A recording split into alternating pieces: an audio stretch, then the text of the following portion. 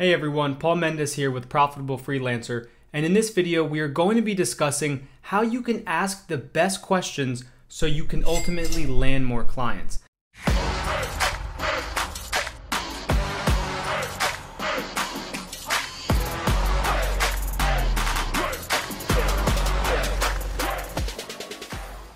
Now, when it comes to asking questions to clients and landing more freelance clients, it's all about placing the emphasis on the client. So this is one of the biggest mistakes that people make, is that they place all of the focus and all of the questions they ask, they relate it back to themselves. They talk too much about themselves. Now, don't get me wrong. In the beginning of any relationship, you want to talk about yourself a little bit to break the ice, to make sure you understand each other. But after that, that is my first tip, is to focus on the client.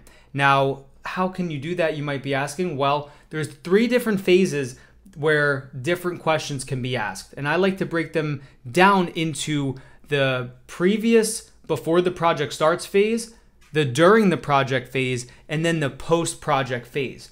And in each of these 3 phases, it gives you the opportunity to ask questions, to do the fact-finding you need so you can land more clients and then use the clients you already landed to land even more clients. So let's just start with your first discussions with a new client or with a proposed client.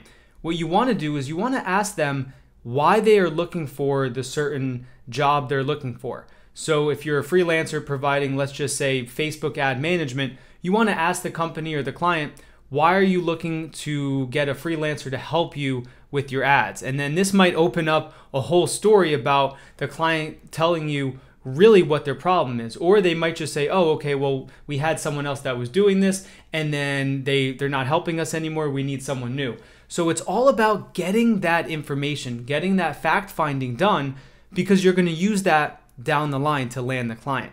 And then you want to get into asking them how they're going to measure success. So back to the Facebook ad example, you're going to ask them, how are we measuring success? Is it to get a certain cost per conversion? Is it to just get the name out there of the brand?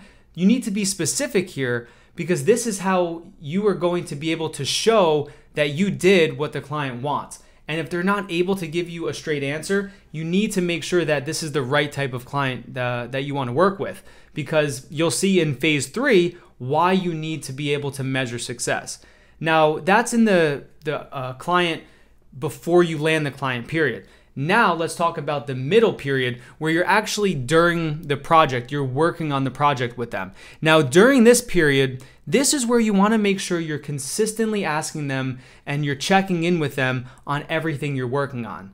A lot of times people will get hired and they'll kind of go ghost, right? It's not that they won't be working on the project, but they're not in good communication with the client. So in order to continue to land more clients, you need to actually provide really good work during the project, because later on, getting into phase 3, we're going to use all of this information to land more clients. So some of the other things you want to go into while you're actually working on the project with the client is getting into who their actual target customer is, because then you can start to tailor everything you're doing around that so you can continue to have more success.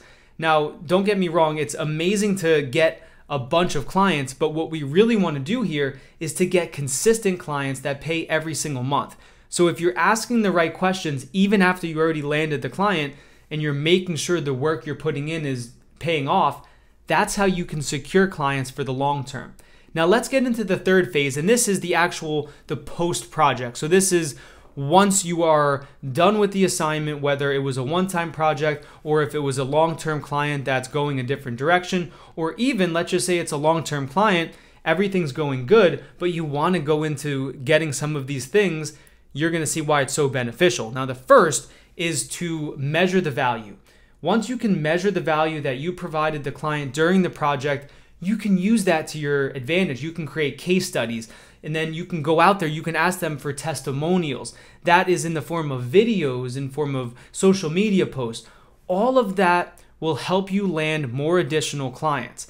In addition, following up with them for future work and for referrals. So it's all about asking questions, as you can see. during every single phase. So now we're in the third phase. Once you're already done working with the client, what do most people do? Most freelancers do? They'll look on to the next client. They'll say, okay, awesome, I made my money with them, on to the next. Well, that is not how a real profitable freelancer is gonna build a career.